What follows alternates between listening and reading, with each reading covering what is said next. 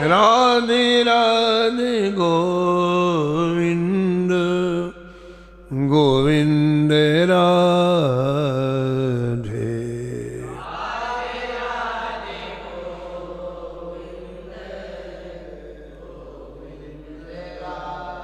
राधे राधे गोविंद गोविंद राधे।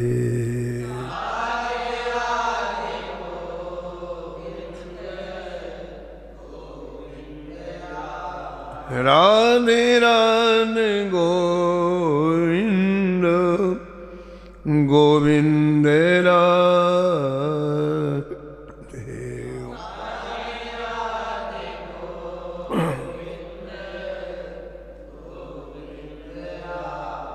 श्री जानकी वल्लभ लाल की, श्री मंगलमूर्ति हनुमान जी महाराज की, सपरिकर श्री भक्तमाल जी की, श्री स्वामी अग्रदास जी महाराज की, श्री नाभाजी महाराज की, श्री प्रियादास जी महाराज की, सब संत भगवान की, श्री बांके बिहारी लाल की, श्री राधा वल्लभ लाल की, श्री गिरिराज जी महाराज की, श्री यमुने महारानी की, श्री महाराज जी की। जय जय श्री राधे।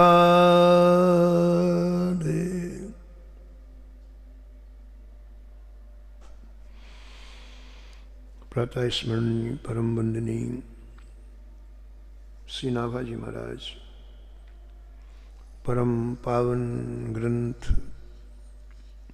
श्री भक्तमाल में भक्तों के दिव्य चरित्रों का वर्णन किया है। श्री वृंदावन धाम में रसिक अनन्य रसिक सम्राट श्री स्वामी हरिदास जी महाराज के परम पावन चरित्र में हम सभी अवगाहन कर रहे थे। श्री स्वामी जी का वंदन करने के लिए श्री नाभाजी ने जो भाव में पंक्तियां निवेदन किया है श्री हरिदास जी के लिए, उन पंक्तियों के द्वारा हम स्वामी जी का पूजन करेंगे, इस भाव से कि वो हमारे सामने प्रत्यक्ष रूप से विराजमान है और हम उनका वंदन कर रहे हैं। जुगल नाम सोने में जपत नित कुंज बिहारी,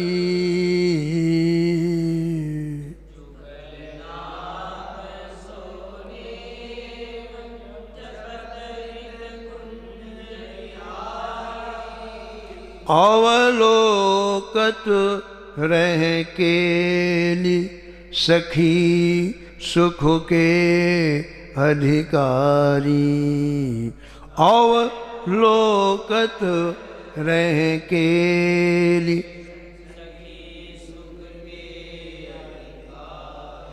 थोड़ी देर के लिए हम लोग निधिवन चलते हैं। निधिवन में स्वामी जी विराजमान हैं, स्वामी हरिदास जी, और एक दिव्य निकुंज में श्री बिहारी जी विराजमान हैं। आप श्री बिहारी जी को निहार रहे हैं स्वामी हरिदास जी, और उनको निहारते हुए उनकी दिव्य निकुंज लीलाओं का दर्शन कर रहे हैं।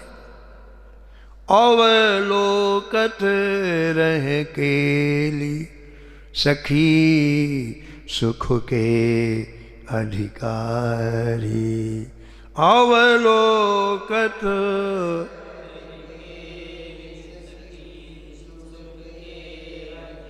गान कला गंधर्व श्याम श्यामा को तो से,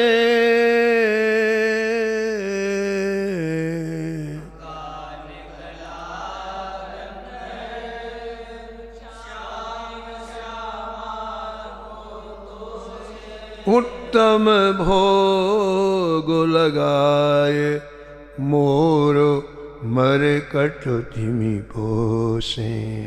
उत्तम भोग लगाए नपति द्वार ठाड़े रहे। नपति द्वार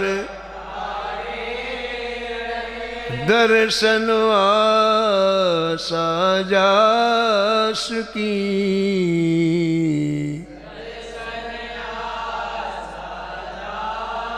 आस धीर उद्योत करो। आस धीर रसिक छाप हरिदास की। रसिक छाप हरिदास की। रसिक छाप हरिदास की। हरिदास की।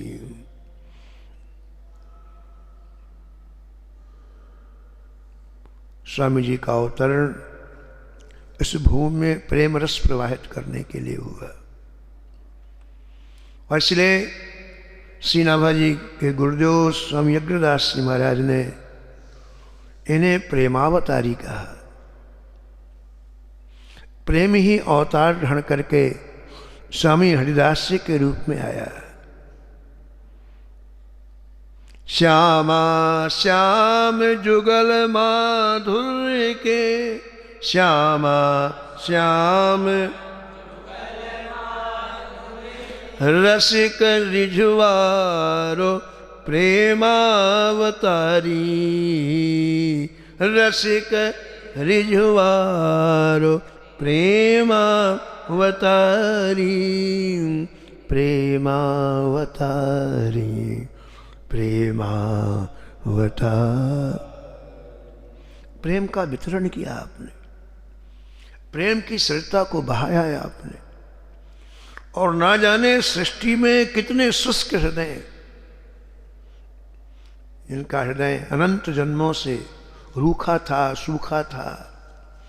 और न जाने कितने संसार के विकार जिनके घर में डेरा डाले हुए थे। ऐसे लोगों के हृदय में स्वामी जी ने प्रेम का संचार किया।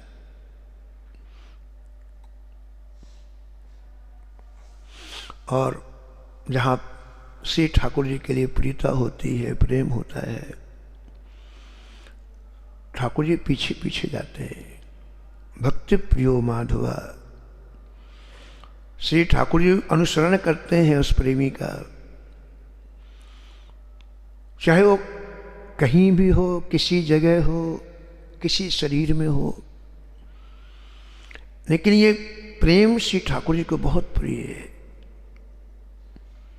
श्री रामानुजाचार्य जी के पावन चरित्र में आया है कि श्री रामानुजाचार्य जी श्री रंगम में विराजते, श्री रंगनाथ जी की सेवा करते और उसी समय एक बड़ा ही क्रूर शासक आया जिसके राज्य में श्रीरंगम नगर था, शहर था। वो इतना क्रूर था कि उसने एक फरमान जारी कर दिया कि आज के बाद मेरे राज्य में कोई वैष्णव नहीं रहेगा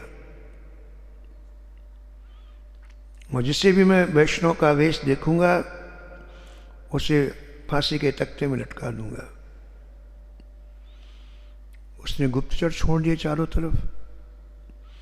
जो उस समय परम वैष्णव थे उनको बुला करके कहा मरने को तैयार हो या वैष्णवता छोड़ने को तैयार हो, दो में एक का निर्णय करो। और भय के मारे मारे सब लोग वैष्णवता छोड़ दिया। एक व्यक्ति ने कहा कि हम गरीबों को परेशान कर रहे हैं, लेकिन इस समय दक्षिण भारत में जिनका सबसे बड़ा नाम है, जिनके लाखों शिष्य हैं, उन श्री रामानुजाचार्य जी को आप पहले शास्त्रार्थ में परास्त करो, तो वैष्णवता का अंत होगा, नहीं वैष्णवता का अंत नहीं होगा। उसको बात जम गई, तुरंत सैनिकों को बुलाया, बोले जाओ रंगम श्रीरंगम और उस रामानुजाचार्य को पकड़ के लाओ। धूर्त तो थे ही लोग, प्रभुता पाए काय मद नाही, मैं ही सब कुछ करने वाला हूँ, ऐसा इनके हृदय में थोड़ी सी संपत्ति और थोड़ा सा अधिकार मिलते ही ये भावना करने लग जाती है। हिरण्याकश्यप ने कहा ना प्रहलाद से कि तू किस भगवान की बात करता है? भगवान तो मैं हूं, किस भगवान की तू बात करता है? तो प्रहलाद जी ने कहा पिताजी आप मारने वाले भगवान हो, जिलाने वाले नहीं हो। आप मार सकते हो किसी को, लेकिन जिला नहीं सकते हो। और मेरे भगवान तो क्षणमात्र में तीनों लोगों को जीवित कर सकते हैं, सृष्टि को जीवित कर सकते हैं। तो ऐसा अहंकार उस राजा को था, उसका नाम था चोर राजा। तो बहुत से सैनिक श्रीरंगम आए और मठ में जाकर के कौन है रामानुजाचार्य, कौन है, बहुत शोर मचाने लगे।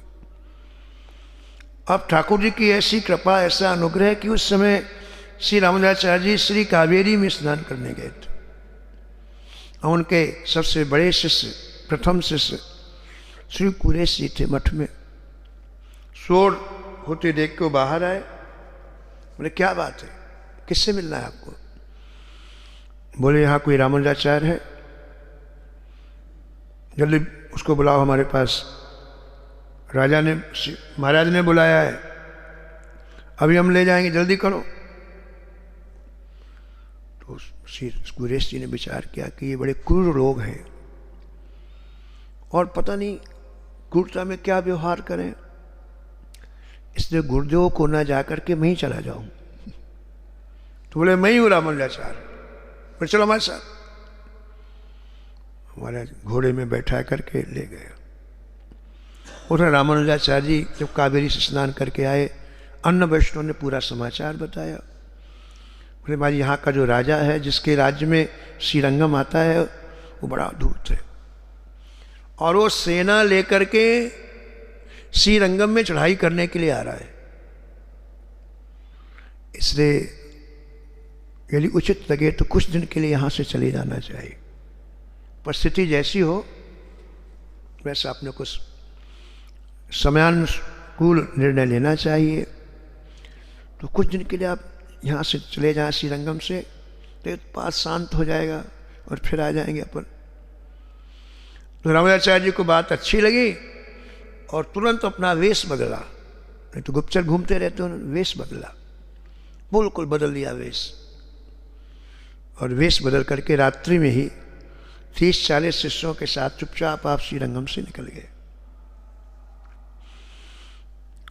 चलते चलते जंगलों से एक जंगल में गांव आया। उस गांव में थके हारे, कई दिन के भूखे, जंगल में क्या मिले। तो रामाचार्य ने कहा भाई नदी पास में ही स्नान करो और थोड़ा ही भजन करते हैं। भोजन की कोई विशेष व्यवस्था तो थी नहीं। तो उस गांव के लोगों में कुछ लोग मिलने के लिए आए, उसमें एक महिला भी थी। उसने प्रणाम किया और कहा महाराज आप लोग से प्रार्थना है कि आज आप मेरे यहाँ प्रसाद पाए। तो गांव में किसी को संतों के प्रति इतना भाव, 40-50 लोग थे कि प्रसाद पाओ। तो श्री रामानुजाचार्य जी के एक शिष्य ने पूछा कि आपका परिचय क्या है? बोले मेरा नाम है चैला चमाम्बा, ऐसी नाम होते दक्षिण भारत के, चैला चमाम्बा। आप किनकी शिष्या हैं? बोले जगत गुरु श्री रामानुजाचार्य जी की मैं शिष्या हूं। आश्चर्य हुआ सबको, सब हंसने लग गए।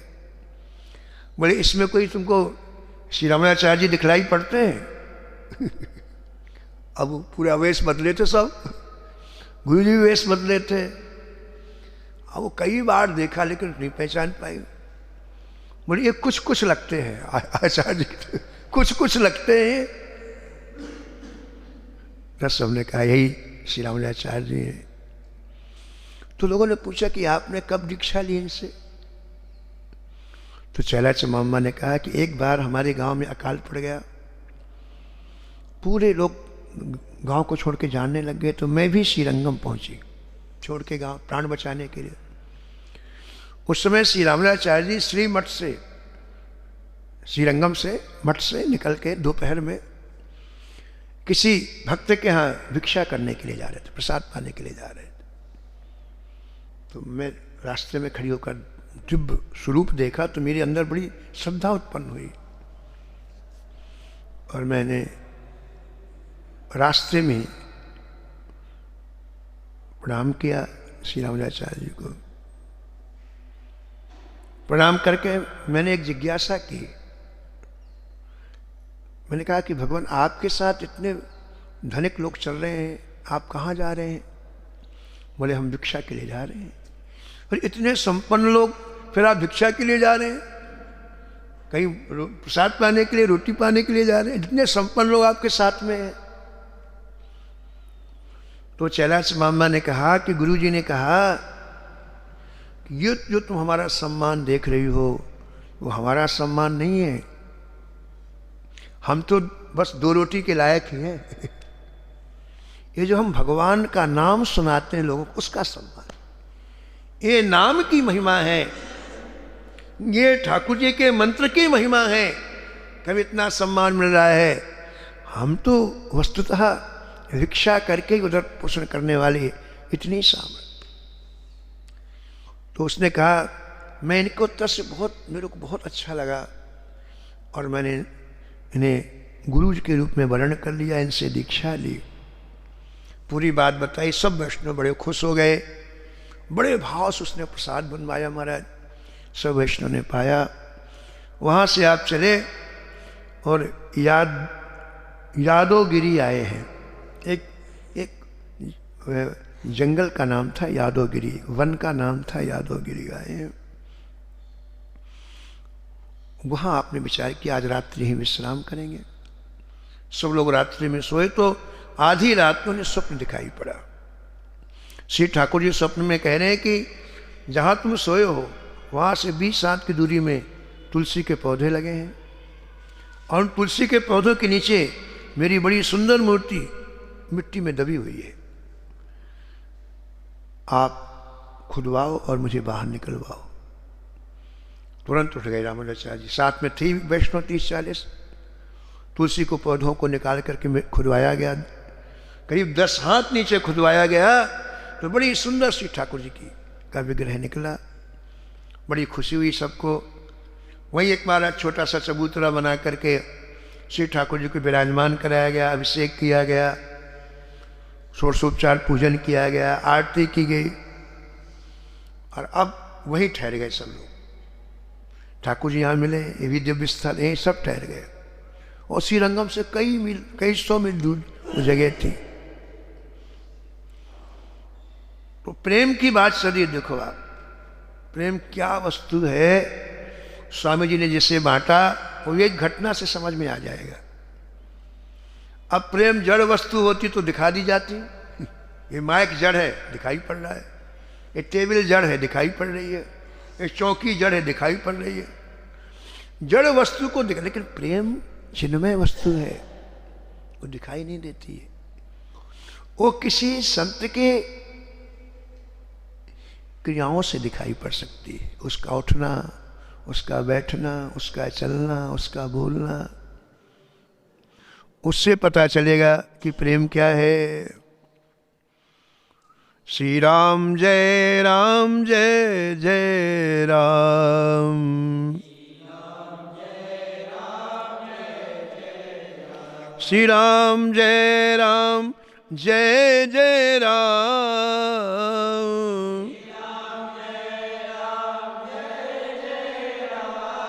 श्री राम जय राम जय जय राम,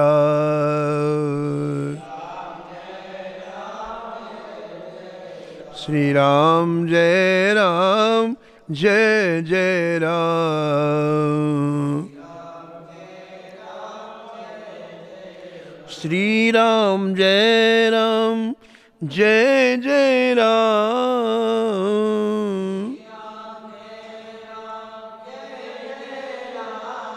श्री राम जय राम, जय जय राम, श्री राम जय राम, जय जय राम, जय जय राम। तो प्रेम चिन्मय वस्तु है। वो किसी महापुरुष की क्रियाओं से, उसकी अभिव्यक्ति से हम समझ सकते हैं कि प्रेम क्या है। तो यहाँ देखिए आप, प्रेम क्या है। एक बड़ा ही सुंदर चरित्र श्री रघुराज सिंह जी ने लिखा है। रीवा नरेश श्री रघुराज सिंह जी ने लिखा है। तो आप वहाँ रहने लग गए श्री रामानुजाचार्य जी, और 1 वर्ष के बाद श्री ठाकुर जी का पाटोत्सव मनाया। पाटोत्सव का तात्पर्य होता है कि श्री ठाकुर जी जिस दिन विराजे उस दिन का उत्सव मनाना। जैसे हम जन्म दिवस मनाते हैं ना, ऐसे ठाकुर जी जैसे जानकी लाल जी जिस तिथि को यहाँ विराजे, साल में उसका उत्सव मनाया जाता है। उसी को पाटोत्सव बोलते हैं। पाटोत्सव। तो महाराज आपने शोभा यात्रा निकालने का निर्णय किया, बढ़िया रथ सजवाया और वैष्णव के द्वारा श्री ठाकुर जी को उठा करके रथ में रखने का प्रयास किया। लेकिन इतने लोगों ने इतनी ताकत लगाई और महाराज जी वो ठाकुर जी टस से मस नहीं हुए, हिले ही नहीं। उठने की तो बात छोड़ दो आप। अरे हम ही लोगों ने ठाकुर जी को बदलाया था क्या हो गया। तो महाराज जब यात्रा नहीं निकली, रात्रि में जब रामानुजाचार्य जी सोए तो स्वप्न में ठाकुर जी ने कहा देखो ये जो हमको तुमने यहाँ पधराया है, ये मूर्ति नहीं उठेगी, ये तो एक जगह रहेगी। उत्सव मूर्ति अलग होती है, जैसे जिसकी शोभा यात्रा निकाली जाती है। तो हमारी उत्सव मूर्ति समय दिल्ली के बादशाह के यहाँ है।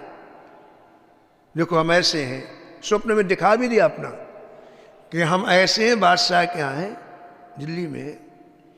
तो हमें तुम दिल्ली से मांग के लाओ, फिर शोभा यात्रा निकालो हमारी। अरे महाराज नींद खुली, राम बड़े खुश हुए।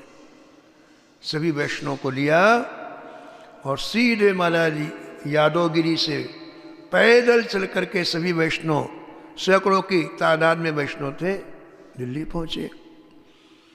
दिल्ली में यमुना जी के किनारे अपना आसन लगाया, सबने अपना नियम किया, पूजन किया। और इसके बाद फिर कुछ वैष्णव को भेजा कि जाओ भाई संदेशा दे के आओ दिल्ली के बादशाह को। समय मुसलमानों का साम्राज्य था। बादशाह को संदेशा दे के आओ कि हमें मिलने का समय दे, हमको मिलना है। तो कई वैष्णव गए वहाँ। कौन पूछे राज दरबार में बेचारों को, इनको ए हटो ए हटो ए हटो ए हटो। बड़े परेशान हो गए। उन्होंने कहा स्वामी जी कोई नहीं सुनता वहाँ तो हमें ऐसा समझा जा रहा है जैसे कोई उपेक्षित नौकर हो। स्वामी ने कहा फिर एक काम करो, सब लोग चलो और बादशाह के जो बड़े बड़े गेट हैं जिससे उसके महल में लोग जाते हैं, उन चारों गेटों को रोक दो। 500 महात्मा के गेट में खड़े हो जाओ। बाहर वाले अंदर ना जाने दो, अंदर वाले को बाहर ना जाने दो। सब महात्मा महाराज महल के चारों तरफ खड़े हो गए। अब आना जाना बंद। अब हलचल मच गई। महाराज वहाँ के लोगों ने मंत्रियों को, वहाँ के जो मंत्री थे बादशाह के, उनको बतलाया कि हजूर पता नहीं कहाँ के खुरापाती लोग आए, ना किसी को आने देते ना किसी को जाने देते हैं। तो मंत्री लोग आए और कहा बाबा जी यहाँ से जल्दी हटो। बोले नहीं हटेंगे। बोले तोप से उड़ा दिए जाओगे। बोले उड़ा दो। उनके पास तो सब साधन रहते, सैनिक तोप। तो मंत्रियों ने सोचा कि एक बार बादशाह से पूछ आए तब तोप चलाएं। तो बादशाह के पास गए और कहा, हुजूर, बड़े ही जालिम लोग, खुरापाती लोग लोगों के मार्ग को अवरुद्ध कर रहे हैं। हमने तोपें लगवा दी, आपकी आज्ञा हो हम तोप से उड़वा दें। अब देखो सरकारी सहायता कैसे मिलती है, ठाकुर जी की सहायता को सरकारी सहायता कहा जाता है। अब वो तो मुसलमान था, उसको तो कोई जीभ हिलानी थी, उड़ा दो, लेकिन जीभ नहीं हिलाई। उसने कहा, अरे भाई हम देखना चाहते कौन से लोग हैं। बादशाह को कैसे उसकी बुद्धि घुमा दी ठाकुर जी ने। और वो महल से नीचे आया जहां सब महात्मा महाराज प्राण देने को तैयार ठाकुर जी के लिए। बादशाह ने जैसे श्री रामानुजाचार्य जी का दर्शन किया, जैसे ही वैसे ही महाराज उनके तेज से अत्यंत प्रभावित हो गया और बड़ी विनम्रता पूर्वक बोला,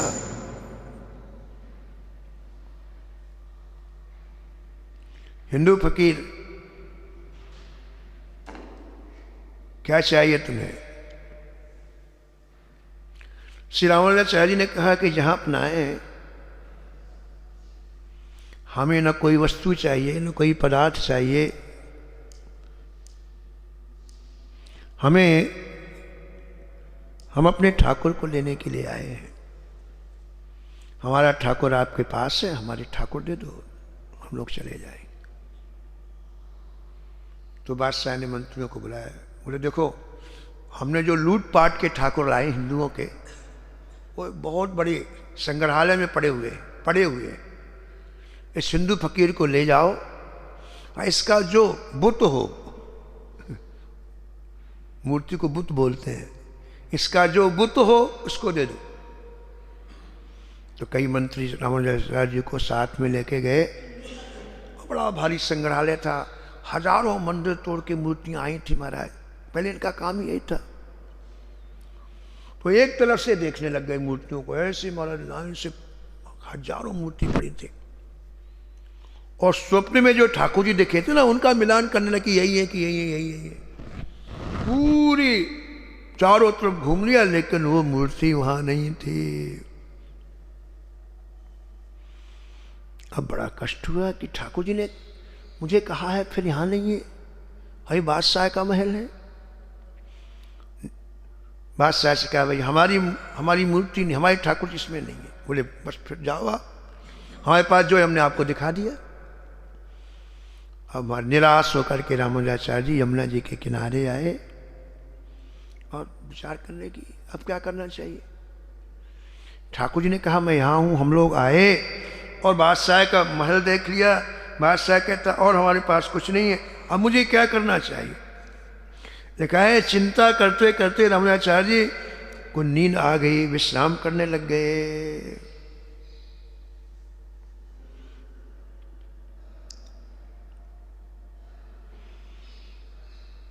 तो आधी रात में जो ठाकुर जी दिल्ली में है, उनका नाम है संपत कुमार।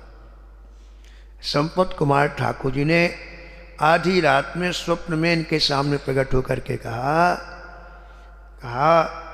आचार्य जी, हम म्यूजियम में रहने वाले नहीं हैं, संग्रहालय में रहने वाले नहीं हैं, हम तो इस समय शहजादी के सेज में सो रहे हैं।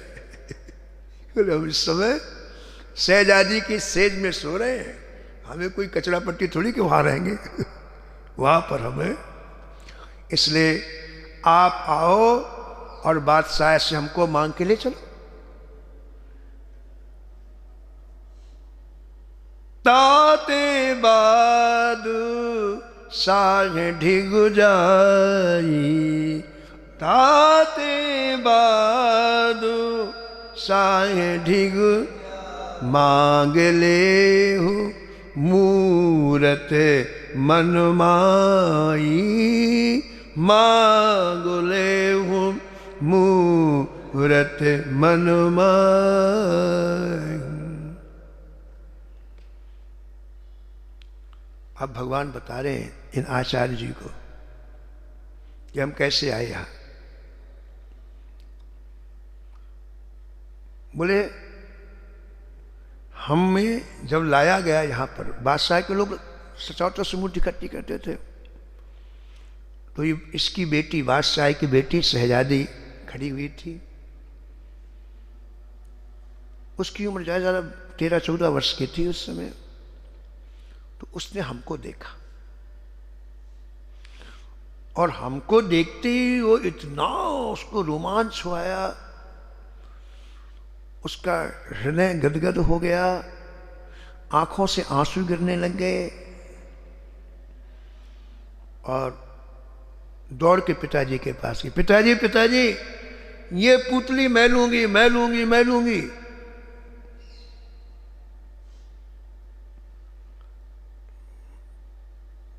बादशाह ने कहा ले ले, क्या करेगी? बोले खेलूंगी।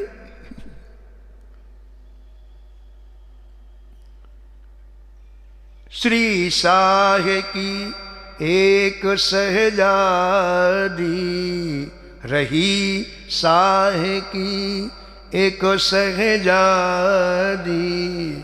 लख सो मूरत छवि मर्यादी, लख सो मूरत छवि मर्या, खेलन हित गुण पूतरी, खेलन हित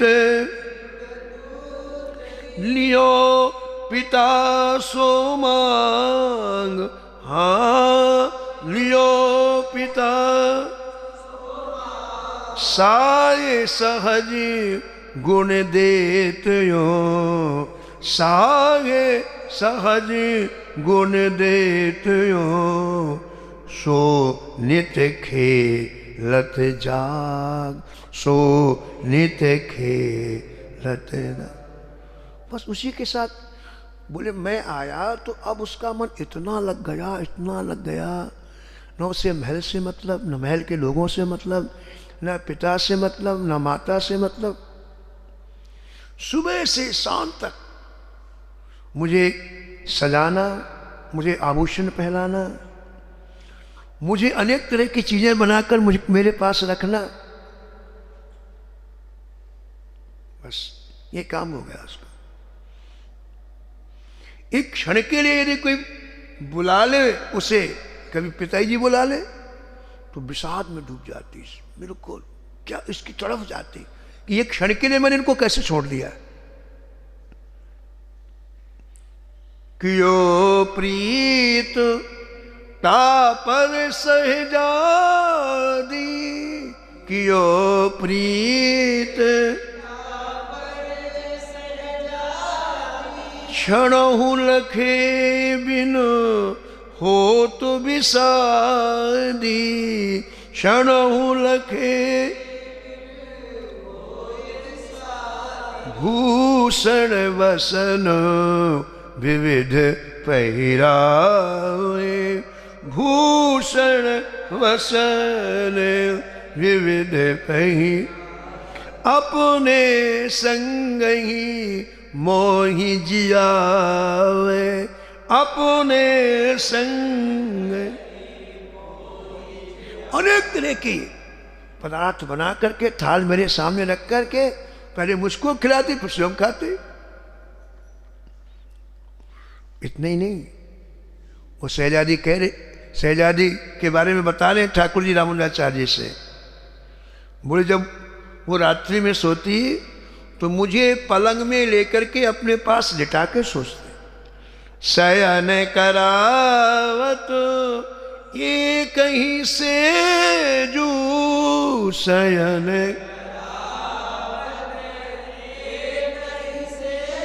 निस दिन कियो मोर बंधे जू, निस दिन कियो,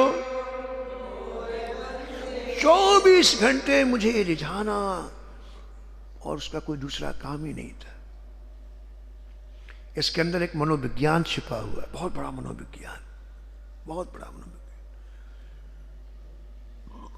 मनोविज्ञान क्या छिपा हुआ है? जब तक संसार में सुख है ऐसी भावना हमारे मन में रहेगी, तब तक व्यक्ति पापों से बच नहीं सकता, पाप करेगा ही। ठीक है। अर्जुन जी ने पूछा भगवान श्री कृष्ण कि भाई हम पाप करना चाहते नहीं, फिर पाप कौन करवाता है? गीता जी में पूछा। कोई जबरदस्ती अंदर से पाप कराता है। हम नहीं चाहते कि पाप करें, लेकिन अंदर से कोई जबरदस्ती पाप कराना चाहते। ऐसे पाप क्यों करते हो? तो भगवान ने कहा काम है, क्रोध है, लोभ है, ये पाप कराते हैं। ये उत्तर दिया भगवान। इसका मतलब क्या हुआ कि संसार में सुख है, जब तक ये बात हमारे हृदय में बैठी है तो व्यक्ति पाप करेगा ही। संत सदगुरुदेव के द्वारा यदि गीता जी की ये बात अंदर बैठ जाए कि संसार अनित्य है, ये प्रवाहित होने वाला है तेजी से, और संसार दुखालय है। जैसे औषधालय होता है, वस्त्रालय होता है। वस्त्रालय में कौन मिलता है? कपड़ा मिलता है, वस्त्र मिलता है। औषधालय में क्या मिलता है? दवाइयाँ। ऐसे संसार का नाम क्या है? दुखालय।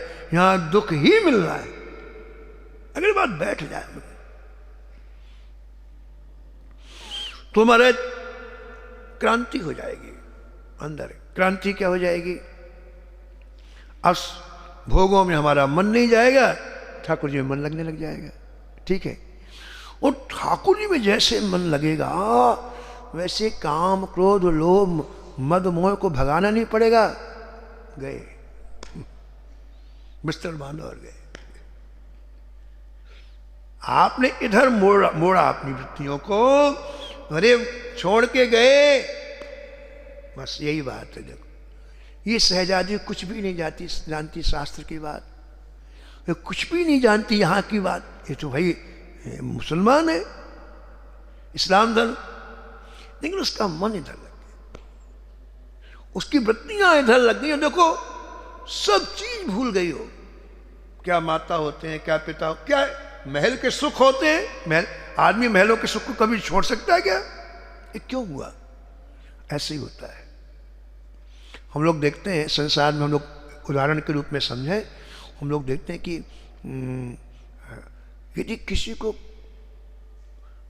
कोई भी बात अच्छी लगने लगती है तो उसको प्राप्त करने के लिए जब जी जान से जुटता है तो हमारा सब भूल जाता है। कोई एक वस्तु किसी को अच्छी लगती है, कोई व्यक्ति अच्छा लगता है, तो उसको पाने के लिए जब वो जुटता है तो सब भूल जाता है। न उसे घर याद रहता है, न उसे मकान याद रहता है, न उसे अपने शरीर की याद रहती है। जब एक संसारिक वस्तु में वो सब कुछ भूल जाता है, आप बताओ, जब ठाकुर जी तरफ वृत्ति लगेगी तो नहीं सब भूलेगा, अपने आप भूलेगा। तो शहजादी के जीवन में केवल महाराज श्री ठाकुर जी कहते हैं कि मैं ही रह गया, बाकी सब विदा हो गए। तो हे आचार्य जी, मैं उसकी प्रीति में बन गया ठाकुर जी कहते हो, और मैं भी उस कमरे के बाहर कहीं नहीं जाता है। वो जैसा कहती मैं वैसा करता हूँ, और उसके भाव का स्वादन करता हूँ। मैं प्रगटो तेहि प्रीत निहारी, मैं प्रगटो तेहि प्रीत सो मम चरण प्रीत रजुडारी, सो मम चरण। तो आप जाइए और बादशाह से मुझको मांग के ले आए। ओ महाराज इतने प्रसन्न हुए रामाचार्य, एक तुरंत डुबकी लगाई जमुना जी, बोले चलो भैया चलो, काम हो गया। और जितने वैष्णव थे सबको अपने साथ लेकर के बादशाह के यहाँ सुबह सुबह पहुंच गए। लोगों ने कहा सूचना नहीं मानो, हिंदू फकीर फिर आ गया। तो बादशाह क्योंकि प्रभावित था इसलिए आया, नहीं तो कभी आने वाला था। बोले हिंदू फकीर फिर कैसे आना हुआ? बोले श्रीमान जी हमारे ठाकुर आपके शहजादी के यहाँ है। शहजादी क्या? उसको खुद पता नहीं था। एक दासी को बुलाया, बोले जा बेटी के यहाँ जाओ, पूछ के आओ कोई हिंदू फकीर का बुत तुम्हारे पास है। अब से महाराज दासी गई और कहा पिताजी ने पूछवाया है कि तुम्हारे पास हिंदू फकीर का कोई बुत है, और है तो दे दो, क्योंकि वो फकीर 3 दिन से कुछ खाया पिया नहीं है, बड़ा दुखी है। तो यदि कोई बुत है, कोई मूर्ति है तो दे दो। तो दासी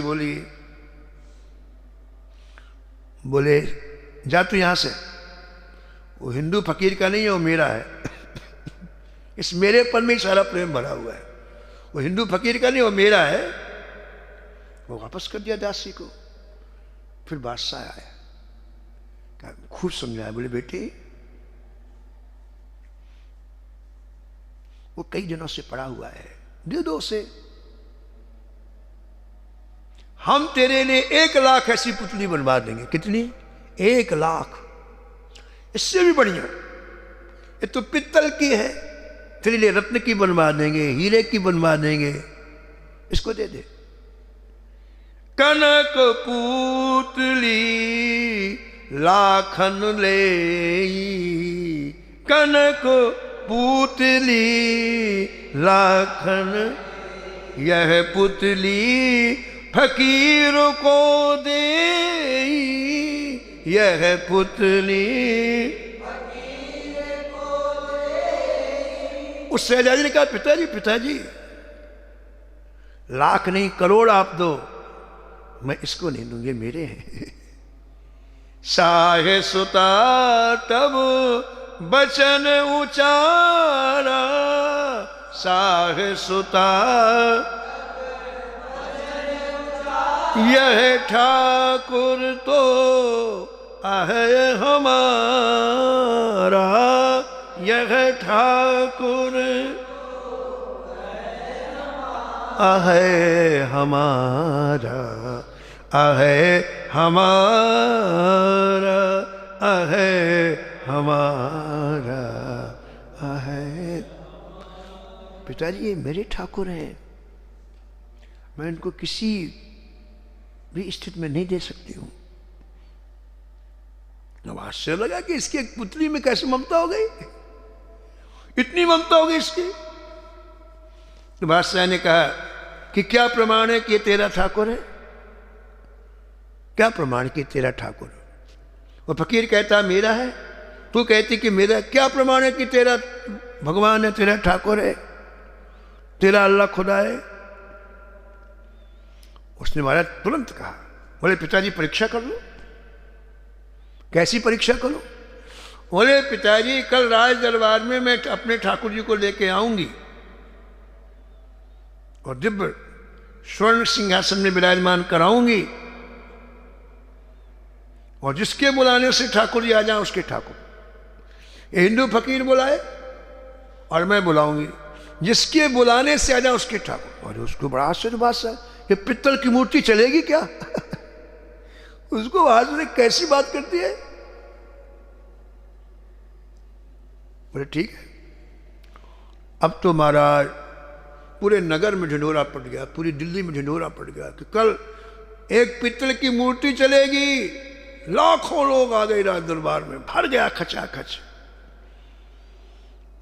और शहजादी के ठाकुर पहली बार जा रहे हैं लोगों के बीच में, इसलिए पूरी रात जग करके पहले तो श्रृंगार किया, फिर स्वयं का श्रृंगार किया, फिर अपनी सहेलियों को बुलाया और कहा आज राज दरबार में मेरे ठाकुर जी जाने वाले हैं, तुम्हें मेरे साथ नाचते और गाते हुए चलना है।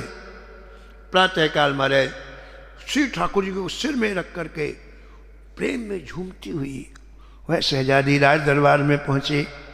बड़ा भारी विशाल सिंहासन के लिए था, जैसे यहाँ बीच में सिंहासन है, इधर शहजादी, इधर आचार्य श्री रामानुजाचार्य जी विराजमान किया गया। बादशाह ने तुरंत घोषणा की कि देखो भाई 1-1 घंटे का समय दोनों को दिया जाएगा।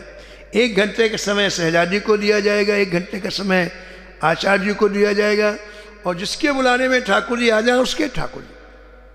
आपको मंजूर है? आचार्य जी से पूछा रामानुजाचार्य, बोला मंजूर है। उनको तो पता था, हमको तो बुलाया है। बोले अच्छा पहले कौन बुलाएगा? आचार्य जी ने कहा हम बुलाएंगे। क्यों कहा? अरे तुरंत लो चलो, हमको तू स्वप्न में कहा कि हम यहाँ पर हैं, तो काहे को अपन इतनी प्रतीक्षा करें? और आचार्य जी ने खड़े होकर के श्री ठाकुर जी को वेदों की ऋचाएँ सुनाना प्रारंभ किया, ऋग्वेद, सामवेद, अथर्ववेद, और उसकी ऋचाएँ सुनाना प्रारंभ किया। निधकृत कई स्तुतियाँ सुनाई, लेकिन ठाकुर जी हिले भी नहीं। चलने की बात छोड़ दो, बैठे में 1 घंटा पूरा हो गया। बादशाह ने कहा शहजादी तुम बुलाओ। अब उसको तो कुछ आता ही नहीं था, उसने तो केवल लाड़ लड़ाया था, बाकी उसको कुछ नहीं आता था। उसने भी 2-4 पंक्तियां ठाकुर जी से कही। एरी मैं तो प्रेम दीवानी मेरो, दर्द न जाने को। एरी मैं तो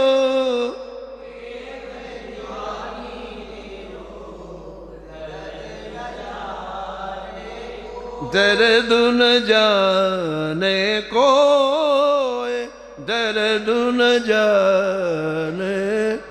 एरी मैं तो प्रेम दीवानी मेरो, दर्द न जाने को। एरी मैं तो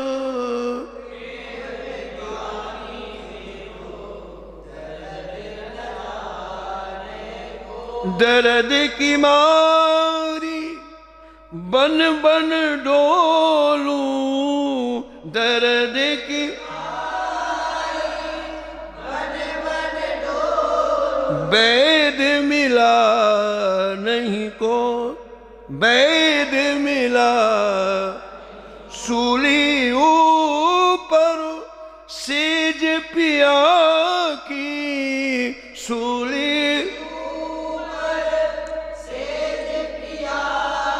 कहीं विध मिलनो हो, कहीं विध। तेरी मैं तो प्रेम दीवानी मेरो, दर्द न जाने को। एरी मैं तो प्रेम दीवानी मेरो, दर्द न जाने को। घायल की गति घायल जाने, घायल और न जाने कोई, और न। मीरा की जब पीर मिटेगी, मीरा वेद संवलिया हो, वेद संवली।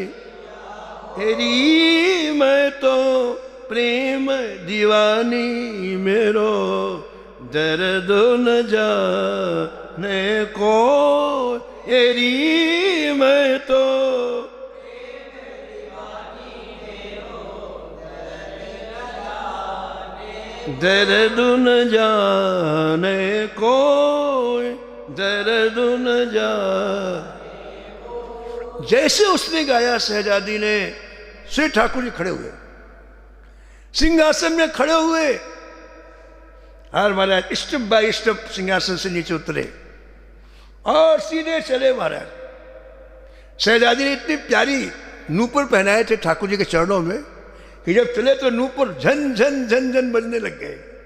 यहाँ ठाकुर जी का सिंहासन है, इधर आचार्य जी बैठे हैं, इधर शहजादी बैठी है। तो जब सीधे चले तो अभी सबको लग रहा है कि हमारे पास आएंगे, क्योंकि आगे से टर्न था, आगे से रास्ता, इधर भी जा सकते हैं, इधर इधर तो सीधे कोई रास्ता ही नहीं है। तो दोनों की दृष्टि, पूरे लोग अवाक रह गए, लाखों लोग ठाकुर जी को चलते हुए देख अवाक। अरे ठाकुर जी चले, मुस्कुराते हुए ठाकुर जी आराम से चल रहे। कोई किसी का डर है क्या?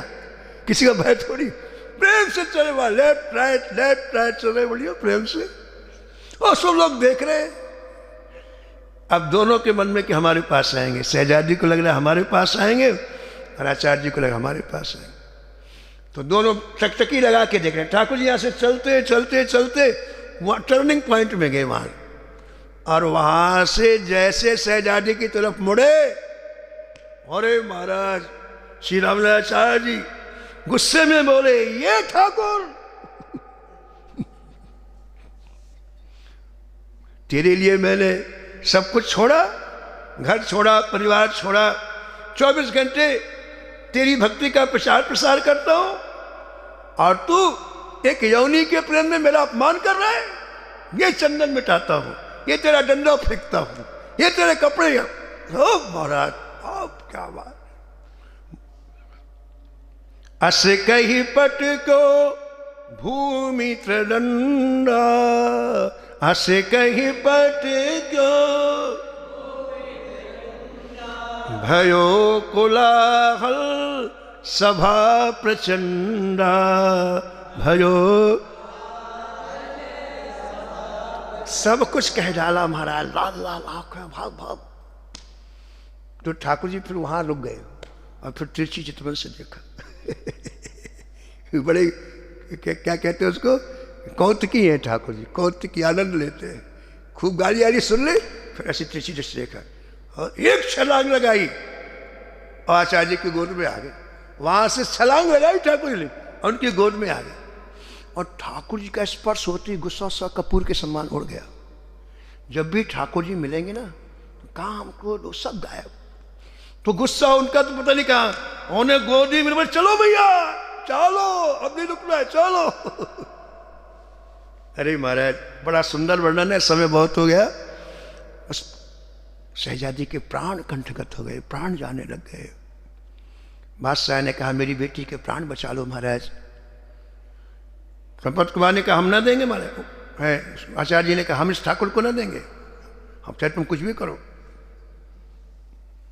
तो शहजादी ने कहा कि भगवान ये आपकी गोद में बैठे हैं, तो ये आपके कौन हुए? बोले बेटे, गोद में बेटा बैठता है, और मैंने इनको कांत भाव से लाड लड़ाया, मेरे कांत थे, तो मैं कौन हुई आपकी? बोले बहू हुई। तो मेरी प्रार्थना है कि इनके साथ मैं भी जाऊंगी, नहीं तो मेरे प्राण चले जाएंगे। ऐसा कह के महाराज ये लोग वहाँ दिल्ली से चल के यादवगिरी पहुँचे, और वहाँ पहुँचने के बाद रामानुजाचार्य जी ने कहा, अब उनको नहीं मिलेंगे, क्योंकि अब गर्भगृह में जाएंगे, और गर्भगृह में किसी का अधिकार नहीं। अभी तो दे देते थे, रास्ते की बात थी, अब नहीं मिलेंगे। और इतना सुनते ही महाराज लिखा है कि अब नहीं मिलेंगे, तत्क्षण प्राण छोड़ दिए उसने, उसी समय प्राण छोड़ दिए। बाबा बिनु देखे नहीं, बाबा बिनु देखे नहीं रही है क्षण प्राणो, नहीं रही है।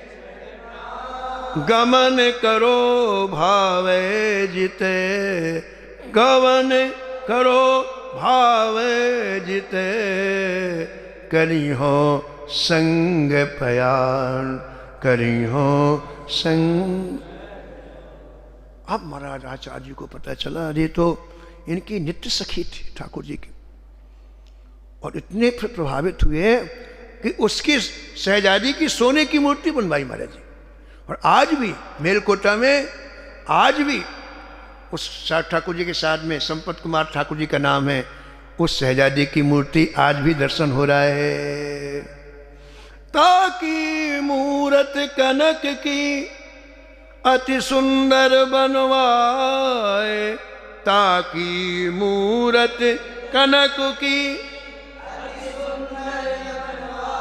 नाथ प्यारी जान के, नाथ प्यारी जान के, साह सुता यतिराज, साह सुता। तो ऐसे प्रेमियों के हृदय में प्रेम का संचार करने के लिए स्वामी हरिदास जी प्रकट हुए, इसलिए इनको प्रेमावतारी कहा गया। ऐसे स्वामी जी के चरणों में हम सभी बार बार वंदन करें और प्रणाम करें कि जैसे अन्न शुष्क हृदय में आपने प्रेम प्रवाहित किया है, ऐसे हम लोगों के हृदय में भी प्रेम प्रवाहित करें। श्री राम जय जय राम।